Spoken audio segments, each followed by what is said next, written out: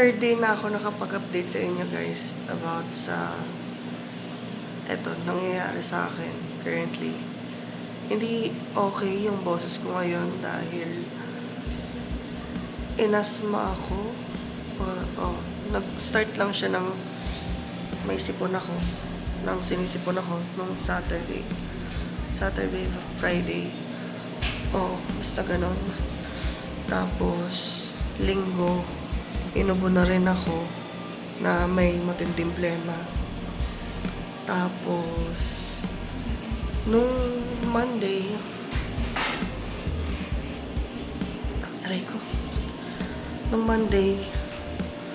hinika na ako ng sobra. Kaya, ayan, nandito na naman tayo ngayon sa hospital. Wala akong kasama ngayon dito. Kasi yung bantay ko nasa baba. May binibili.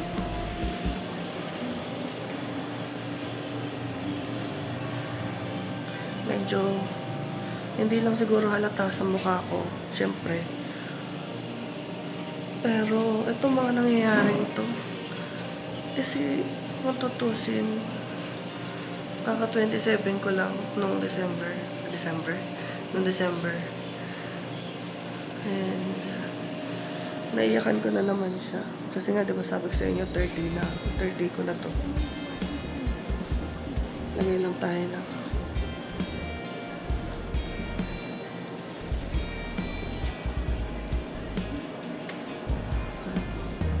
So, yan.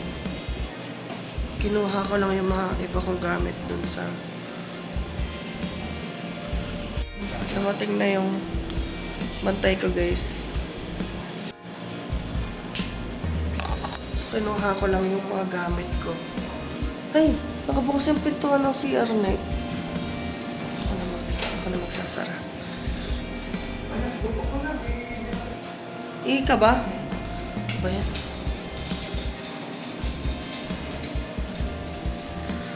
So, kinuha ko lang yung iba kong mga gamit dun sa table. Ayun na.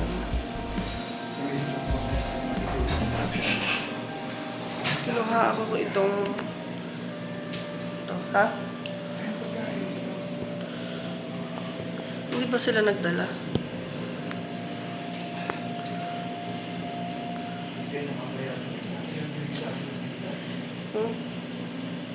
Kaya nga eh. Kinuha ko lang itong bag ko. Tapos, yung pan-check ng sugar. Tapos, ito. Alcohol.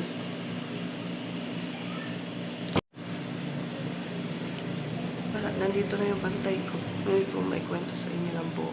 Kasi, alam niyo yan. Ayoko siyang tinikwento ng yung may ibang tao. Kasi,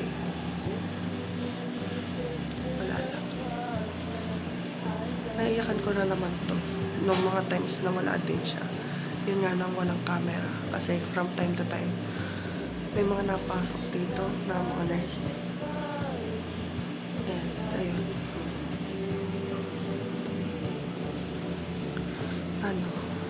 Hindi naman lingid sa iba.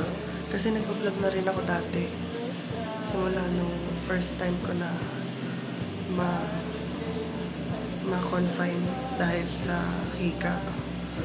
Tapos, first time ko din na ma-admit dahil sa diabetes. Tapos ngayon, ayun, dahil sa hika talaga ako, kaya ako na-admit. And then, may nagka-issue na din tungkol dun sa diabetes ko. So, type 2 diabetic naman talaga ako since nung 2022 or mali, 2024. Ayun, may dumating na nga na nurse, tapos binuksan yung ilaw, tapos lumabas siya.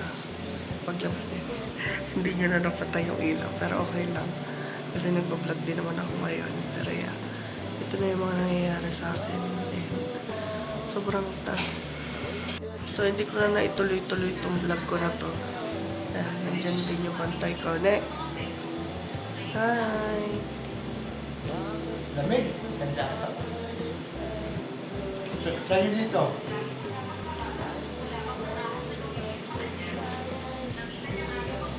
Nalulungkot na siya kasi kami lang dalawa dito. Kaalis lang nila mama. So ayun, meron akong type 2 diabetes. Tapos, hinihika ako. Ayun. Yung dahilan. Pero main reason talaga kung bakit ako na-confine ngayon is hika. Yun nga lang, nakita na nila na sobrang taas ng sugar ko. Kaya, ayun. Inaayos din pati sugar ko dito ngayon.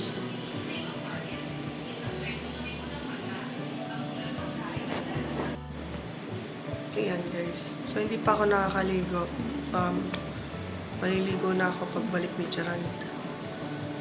Wala akong bantay ngayon. Ayan, kaya ako nakakapag-video ng malayang-malayang ganito. Pero hirap pa rin ako magsalita.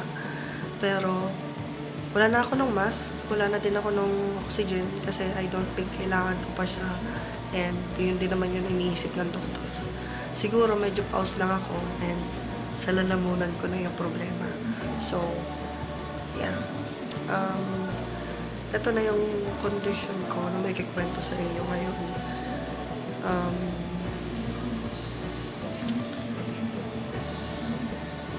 Ang tagal kong sinisi yung sarili ko kung bakit ganito yung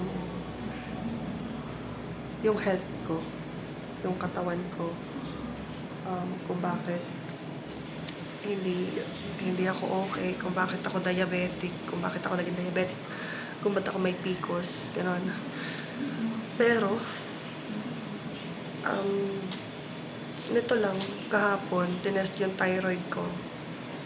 And, na-realize ko lang, simula't simula, asthmatic ako. And, bata pa ako, asthmatic na ako eh. Tapos,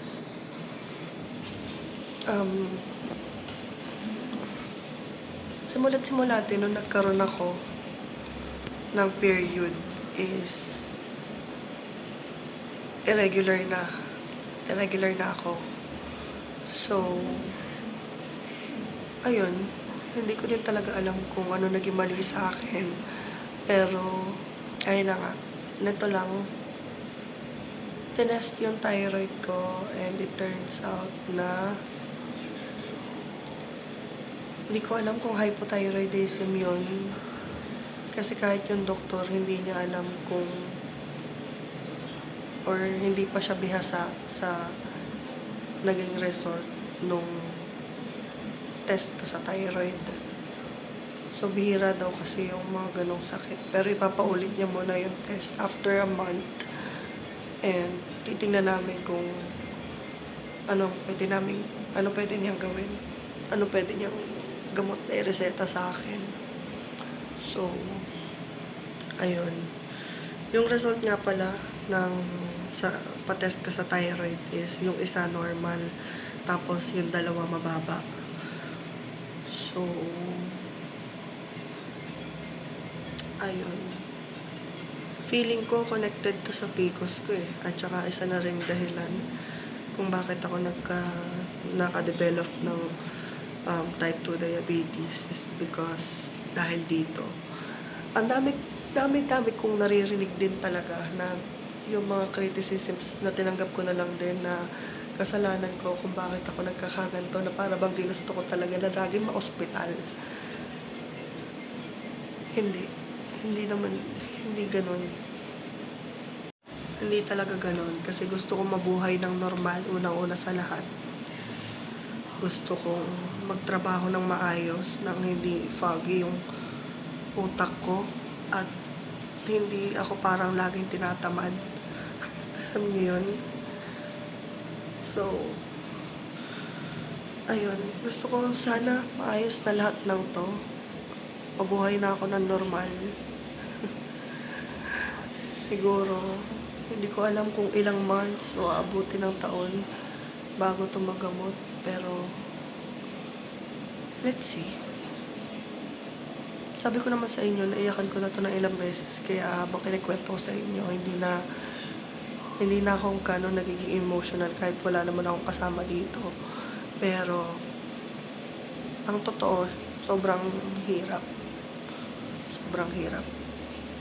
Kasi syempre, unang-una sa lahat, di ako pwede mawala ng trabaho ko. Kasi pagka nawalan ako ng trabaho, mawawalan ako ng HMO. Walang sasagot ng kung halimbawa ma-hospital ako katulad nito. January pa lang, gamit na yung HMO ko. Oh my God. Pero, siguro naman, hindi ko na to kakailanganin or hindi ko na kakailanganin ma-admit ng twice na yung taon. Kasi ang pangit naman ng gano'n, diba? So, yeah. Ayun, sana lang guys, huwag tayong close-minded kahit na sobrang lapit ng camera sa mukha ko. Pero yeah, sana lang huwag tayong close-minded sa mga taong may sakit na ganito. Kasi madaling sabihin na baguhin yung lifestyle. Ilang beses ko na tinry yun. Pero kasi, it's